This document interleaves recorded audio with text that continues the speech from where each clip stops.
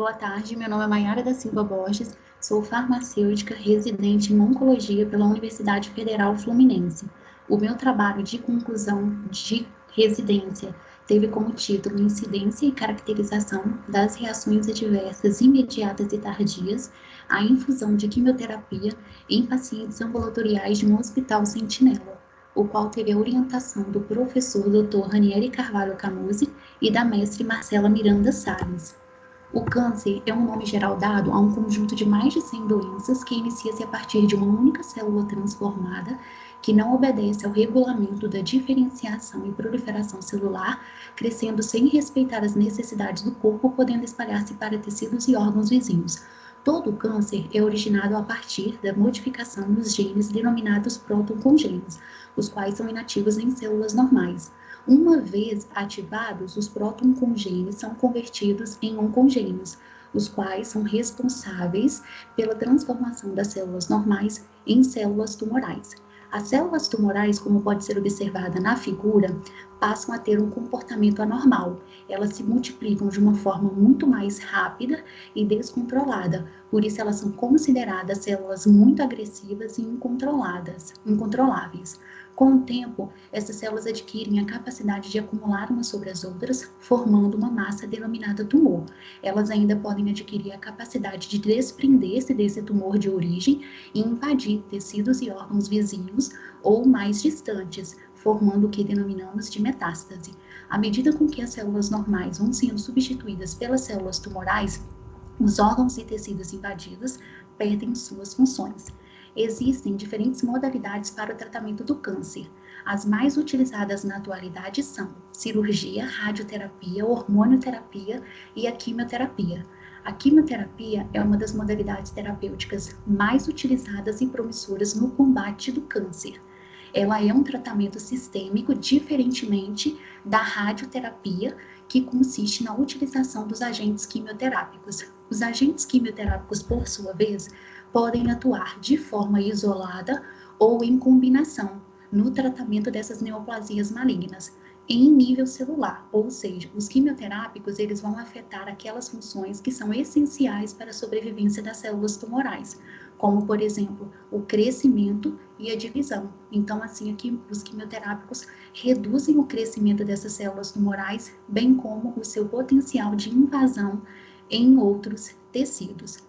Como a quimioterapia tem uma ação sistêmica, ela acaba, consequentemente, afetando todas as células do organismo, principalmente aquelas que estão em alta taxa de proliferação celular, causando uma série de reações adversas. A reação adversa ou tóxica ao medicamento é, por sua vez, definida como sendo qualquer resposta prejudicial ou indesejável não intencional ao medicamento que se manifesta após a administração de doses recomendadas para profilaxia, diagnóstico ou tratamento de doenças. São reações que podem ocorrer em maior ou menor grau de forma imediata ou tardia. Elas são dependentes do tipo de quimioterápico utilizado, da dose, do tempo de exposição e também dos fatores individuais dos pacientes. Em relação ao caráter precoce ou tardio das reações adversas, a literatura define as reações imediatas como sendo aquelas cujos sinais e sintomas se manifestam entre o início imediato da infusão e 3 dias após. Geralmente são sinais e sintomas comuns no dia a dia, como, por exemplo, náuseas e vômitos, flebites, reações de hipersensibilidade. Já as reações tardias são aquelas cujos sinais e sintomas geralmente se iniciam até meses após a infusão, como cardiotoxicidade, toxicidade pulmonar, dentre outras. Em relação ao grau de toxicidade dessas reações, o Instituto Nacional do Câncer dos Estados Unidos publicou em 2010 o 4º volume do CTCA, o qual se refere à descrição das reações adversas por meio de uma escala de gravidade. As reações adversas, então, são classificadas do grau 0 até o grau 5 pelo método do CTCA. Já a causalidade pode ser determinada por uma série de algoritmos, como, por exemplo, o Naranjo da Organização Mundial de Saúde, o RUCAM e a União Europeia. Então, por meio desses algoritmos, é possível estabelecer se a causa dessas reações realmente foi ou não o quimioterápico.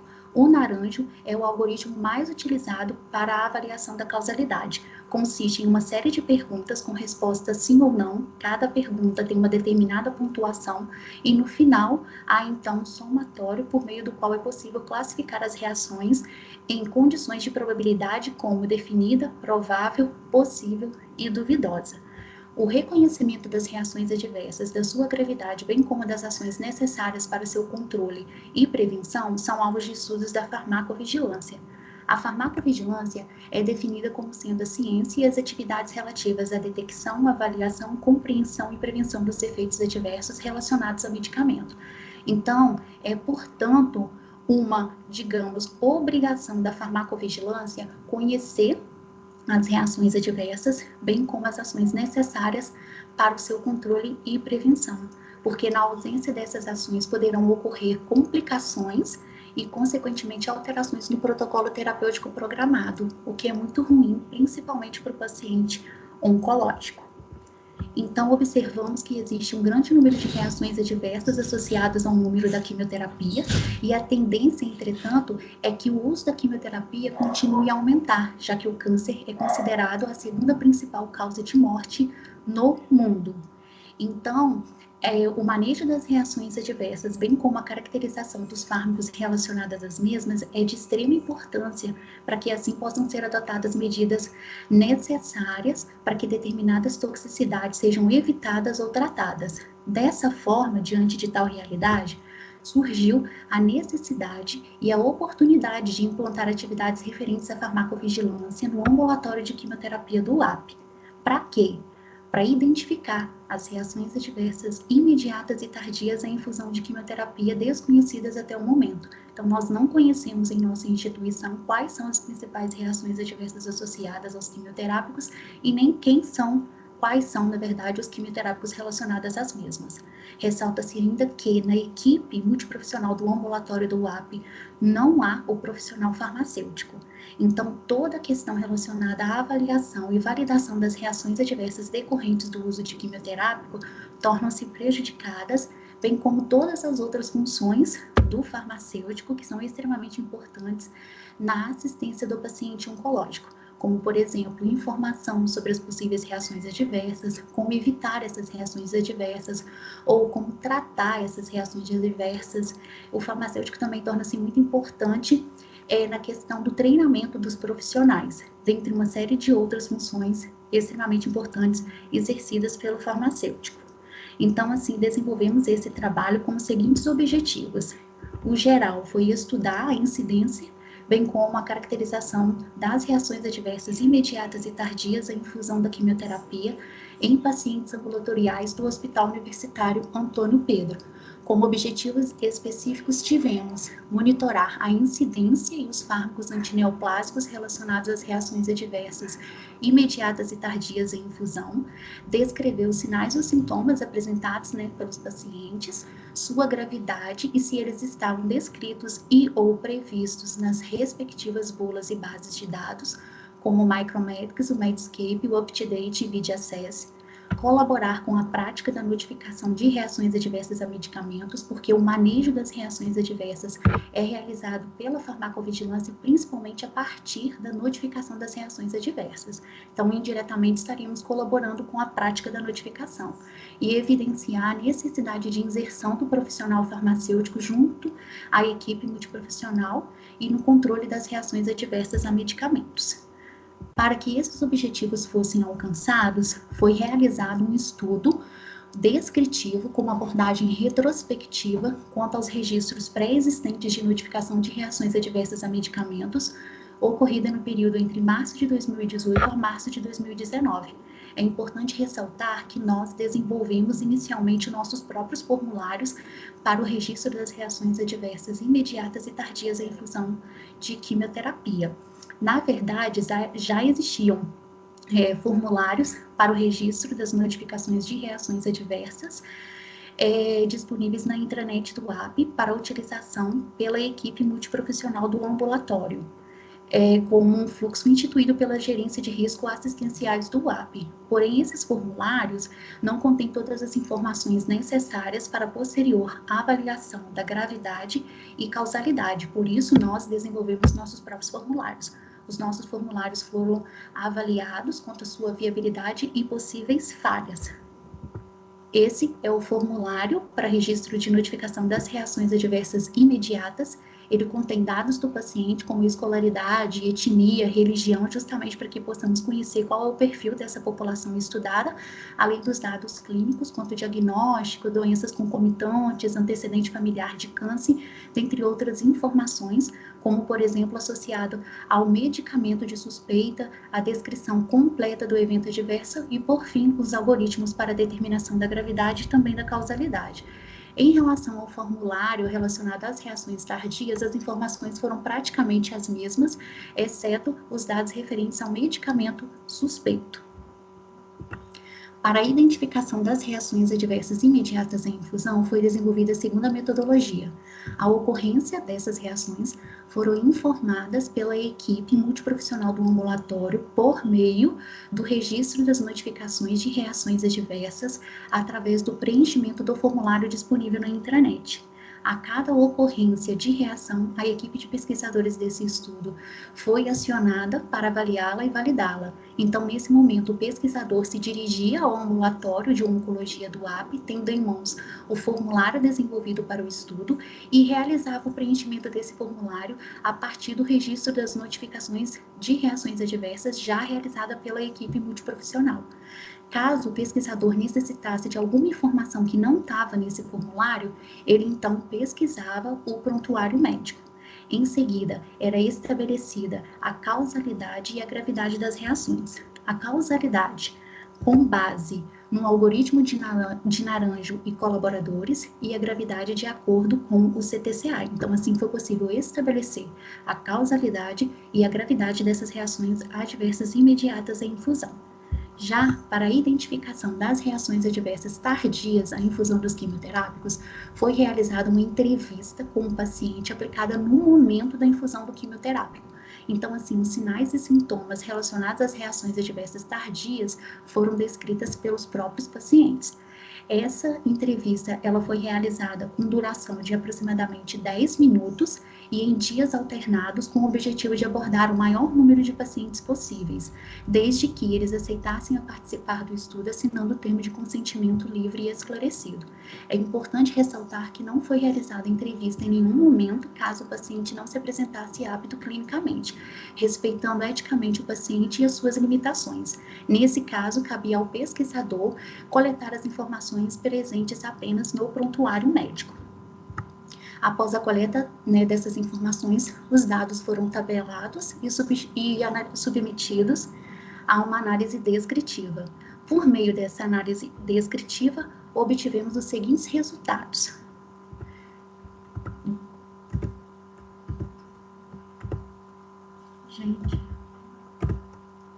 De uma forma geral, no período compreendido entre março de 2018 a março de 2019, foram atendidos 14.205 pacientes no ambulatório de oncologia do UAP, dos quais 2.542 realizaram tratamento com quimioterápico venoso, totalizando 6.832 instalações endovenosas de quimioterapia.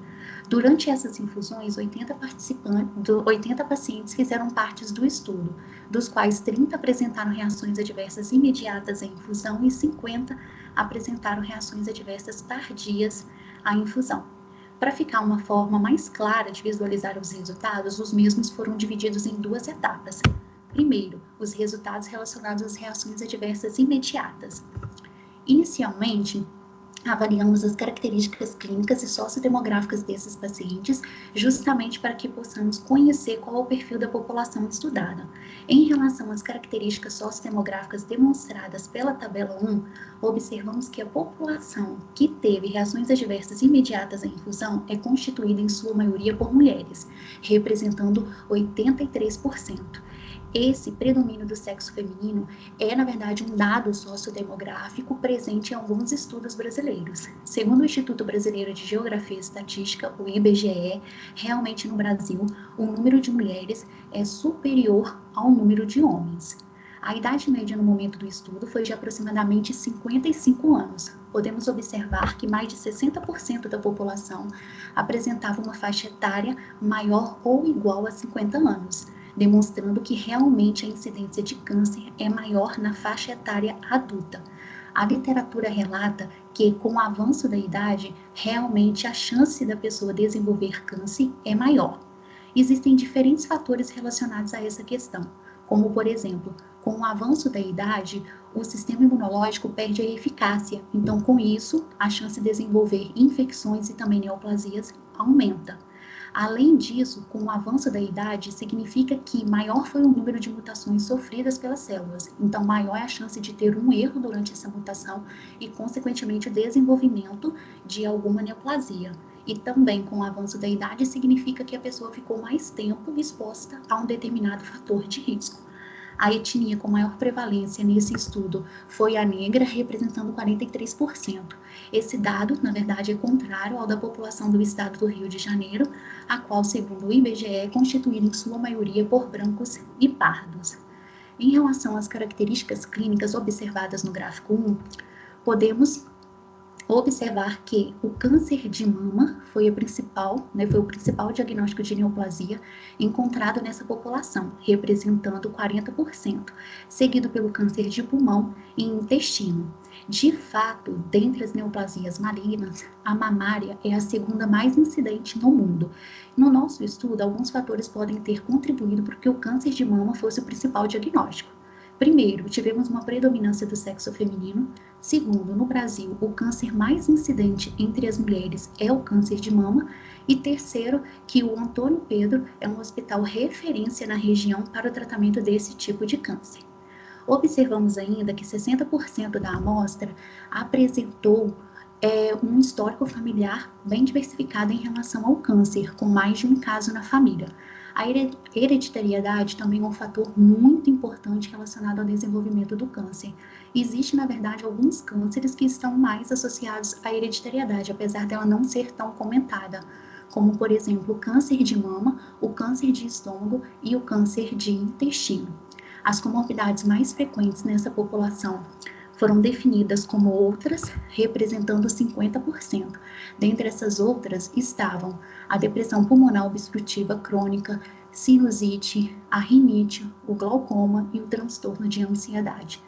A escolha por apresentar esses dados deve-se ao fato de que o risco para o desenvolvimento das reações adversas está relacionado à característica intrínseca do quimioterápico, ao estado físico do paciente e também ao uso de vários medicamentos concomitantes.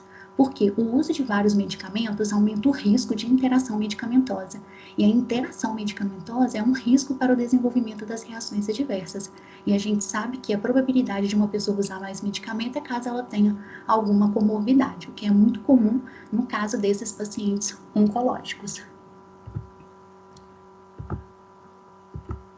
Em relação à incidência das reações associadas aos quimioterápicos, observamos por meio dessa tabela 2 que o mês de maior incidência foi março de 2019, onde tivemos 5 reações adversas imediatas à infusão, das quais 3 envolveram Paclitaxel, uma envolveu a oxaliplatina e uma envolveu o docetaxel.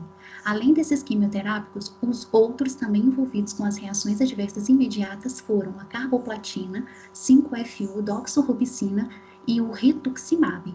Por meio dessa tabela 2, podemos chegar também à conclusão de que as principais classes de quimioterápicos envolvidas com as reações adversas imediatas à infusão foram, respectivamente, os taxanos e as platinas, dentre os quais se destacaram o Paclitaxel, representando aproximadamente 44% dessas reações adversas, e a carboplatina, representando 20%.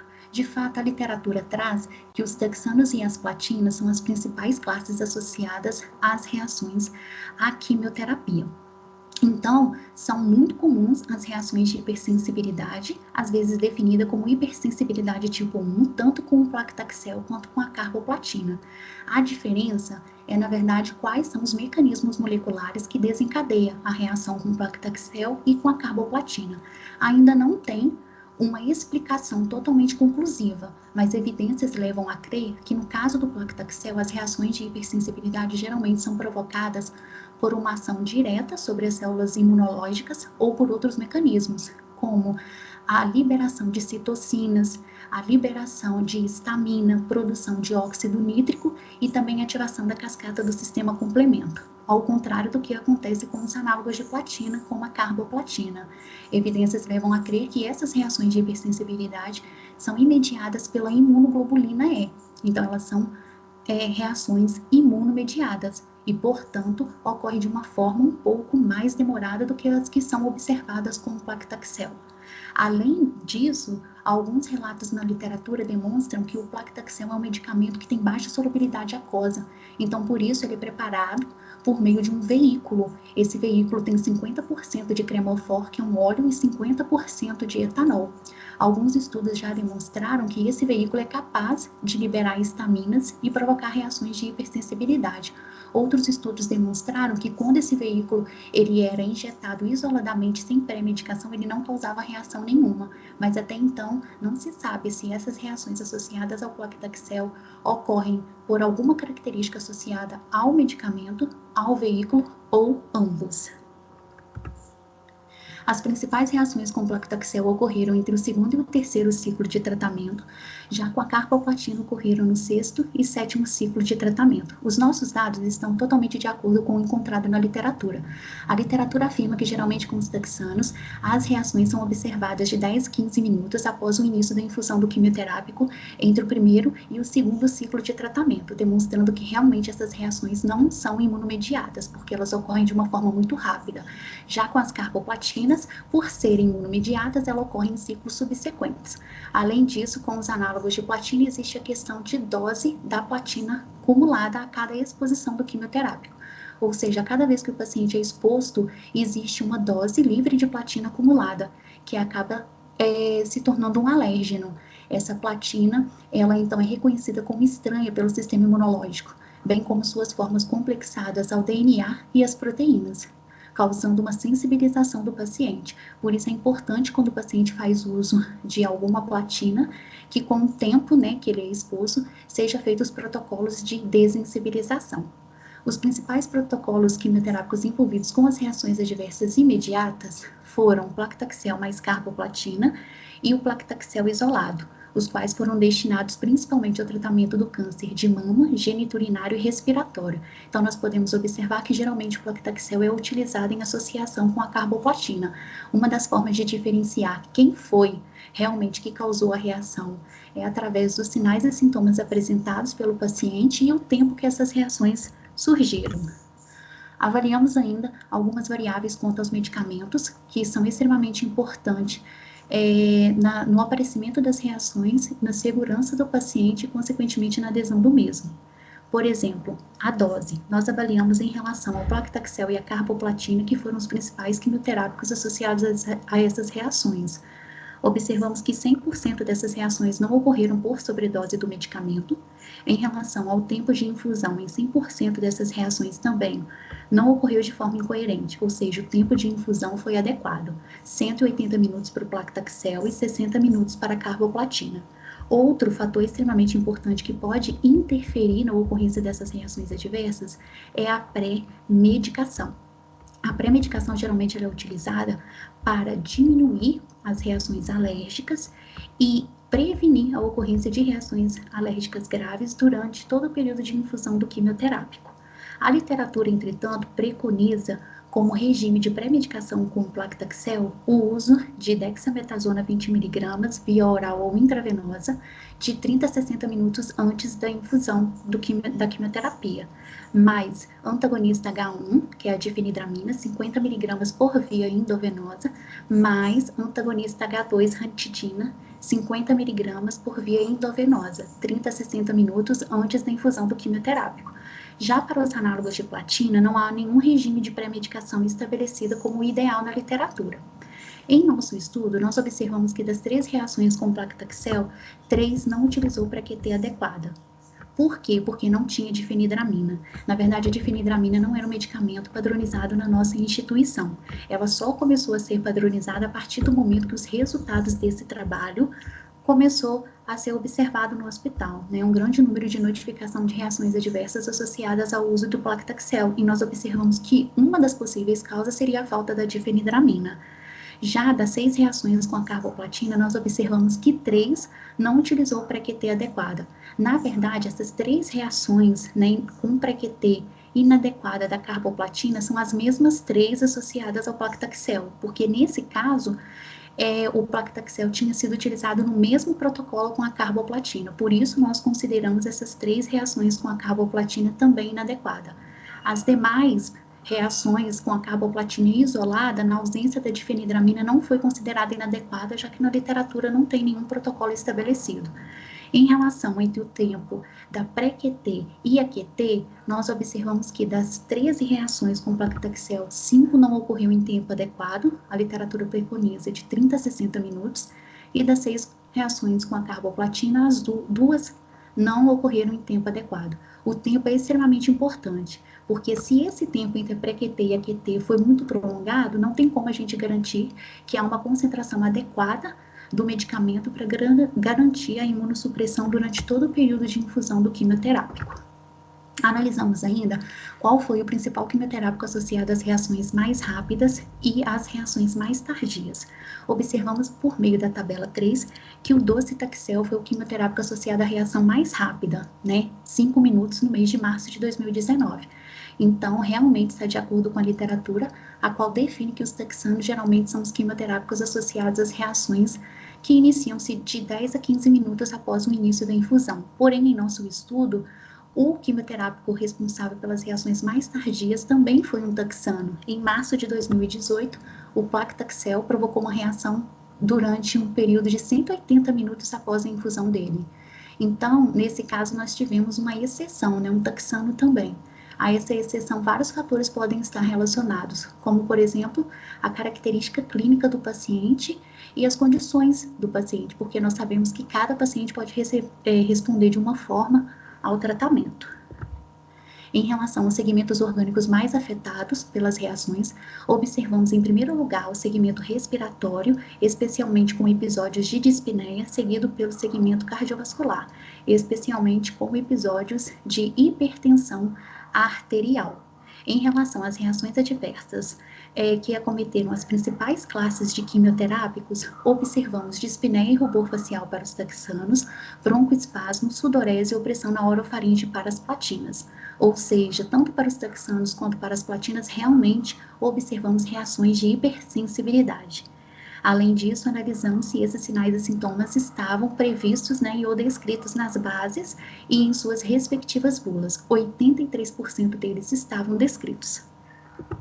Quanto à causalidade e gravidade dessas reações, por meio do algoritmo de Naranjo, observamos que em 60% das reações é provável que a causa seja realmente o quimioterápico. Quanto à gravidade, de acordo com o CTCAI, observamos por meio dessa tabela 5 que 64% delas foram classificadas como leve. Podemos observar ainda que dentre as reações leves, a maioria está associada ao Paclitaxel, representando 23,3%. Esse dado também está totalmente de acordo com a literatura. A literatura traz que o Paclitaxel é um medicamento que está associado a um grande número de reações adversas, porém essas reações adversas são mais leves e mais uniformes do que as observadas, por exemplo, com os análogos de platina. Geralmente são reações que requerem alguma medida corretiva, mas o paciente tem uma melhora completa, às vezes apenas com a interrupção da infusão. Já com as platinas, são reações mais graves, requer medidas corretivas e muitas vezes o paciente tem o prolongamento da internação, precisa ir para a emergência. Tanto que nós podemos observar que a única reação grave observada nesse estudo foi realmente com a carboplatina. 90% dessas reações necessitaram de medidas corretivas, como hidratação venosa, suspensão da infusão, corticoterapia e oxigenoterapia. 70% dessas medidas corretivas resultaram em uma recuperação completa dos pacientes. Em relação às reações adversas tardias, nós apenas nos baseamos na identificação e numa descrição bem sucinta. Em relação às características clínicas e sociodemográficas, observamos um predomínio do sexo feminino e também uma faixa etária maior ou igual a 50 anos. Então, tanto o sexo quanto a idade foi similar ao observado para as reações adversas imediatas em infusão, o que já era de se esperar, já que praticamente se trata da mesma população. Aqui, entretanto, a etnia com maior prevalência foi a parda, né, o que é um dado comum, o da população do estado do Rio de Janeiro. A escolaridade, 32%, segundo grau completo, e o estado civil, a maioria era casado. Em relação às características clínicas, o principal diagnóstico de neoplasia encontrado nessa população também foi o de mama, seguido pelo linfoma.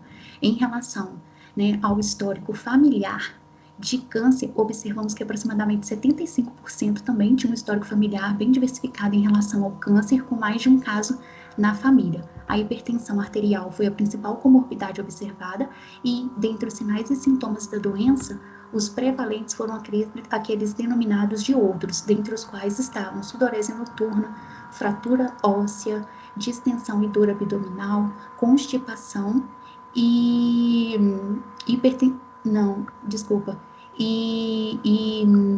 sudorese noturna, constipação, distensão e dor abdominal e fratura óssea. O gráfico 7 relata os tratamentos anteriores realizados por esses pacientes, porque nós sabemos que a condição clínica e o estado físico do paciente também interferem no risco de desenvolvimento das reações. Observamos que mais de 35% da população já tinha realizado anteriormente cirurgia e que aproximadamente 25% nunca tinha feito nenhum tratamento. Os principais protocolos quimioterápicos envolvidos com as reações adversas tardias em infusão foram o Xelox, o qual se refere a oxálio mais a capecitabina, e o AC, o qual se refere a doxorubicina mais ciclofosfamida. Esses protocolos foram destinados principalmente ao tratamento do trato gastrointestinal e de mama, respectivamente. Em relação à composição desses protocolos de uma forma geral, observamos que os principais quimioterápicos foram cisplatina, né? Então a cisplatina ela estava presente em 14% desses protocolos. Em segundo lugar, ciclofosfamida, a mesma estava presente em 12% desses protocolos. Essas reações tardias, elas afetaram principalmente os seguintes segmentos orgânicos: o gastrointestinal, mais de 60%, e o segmento pele. A literatura traz que realmente o trato gastrointestinal, a pele, os anexos e os fâneros são os principais tecidos afetados pela ação do quimioterápico, porque eles são tecidos que estão em alta taxa de proliferação celular. Então, o nosso foco aqui, para o estudo das reações tardias, foram as alterações intestinais, dentre as quais observamos, em primeiro lugar, as náuseas, representando 14%, em segundo lugar, a constipação, representando 8%. Vale ressaltar que em 4,5% dos casos, as náuseas foram acompanhadas por vômito. Tivemos ainda distensão abdominal, diarreia e azia. Essas reações, né, essas alterações intestinais, elas são responsáveis pelo aumento direto e indireto dos custos em ambiente ambulatorial. Geralmente elas são causas de hospitalização, de idas e vindas desses pacientes aos serviços de emergência. Então elas podem afetar muito a qualidade de vida desses pacientes oncológicos. As náuseas e os vômitos são estabelecidas pelo potencial emetogênico dos quimioterápicos. E nos nossos protocolos, os quimioterápicos com alto potencial emetogênico foram cisplatina, ciclofosfamida e a doxorubicina. E nós observamos anteriormente que o principal quimioterápico presente nesses protocolos foi realmente cisplatina e ciclofosfamida. Então, isso explica o fato das náuseas e vômitos terem sido uma das principais reações gastrointestinais observadas. Além disso, foram observadas as alterações orais, ou também denominadas de bucais, relacionadas à palatabilidade e à alteração salivar nesses pacientes. como o gosto amargo, seguida por xerostomia e perda do paladar. Essas alterações também são muito comuns em pacientes oncológicos, uma vez que a mucosa também é um tecido altamente afetado pela ação dos quimioterápicos e pode afetar em muito a qualidade de vida desses pacientes. Quando os mesmos foram perguntados em relação ao tempo de duração dessas reações adversas, 52% afirmaram que elas duraram menos de 5 dias, porém 18% relatou que elas duram mais de 5 dias e 30% afirmou ainda que esses efeitos perduram até o ciclo seguinte do tratamento. São, portanto, constantes. Chegamos, portanto, à conclusão de que o Paclitaxel foi o principal quimioterápico associado às reações adversas imediatas em infusão, as quais afetaram principalmente o segmento respiratório, especialmente com episódios de dispneia. Apesar de ter sido muito comum as reações adversas com o Paclitaxel, elas foram classificadas em sua maioria como leves. Houve uma baixa incidência de reações adversas imediatas, porque nós tivemos 6.832 instalações endovenosas de quimioterapia nesse período e apenas 30 envolveram reações infusionais imediatas. Então, tivemos uma incidência de aproximadamente 0,44%.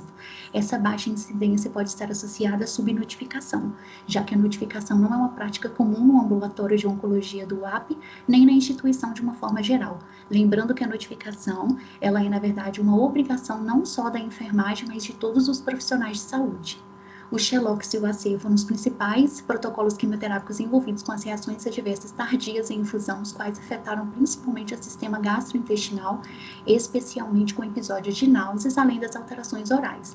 Então, como essas reações podem afetar diretamente a adesão do paciente ao tratamento, a monitorização das infusões e o manejo das reações adversas tardias devem ser ininterruptos pela equipe multiprofissional. Nosso trabalho trouxe à tona, portanto, a necessidade do manejo das reações adversas por meio da prática da farmacovigilância através da notificação das reações adversas e a importância de inserção do profissional farmacêutico na equipe multiprofissional do ambulatório da nossa instituição, uma vez que o farmacêutico é extremamente importante na assistência do paciente oncológico.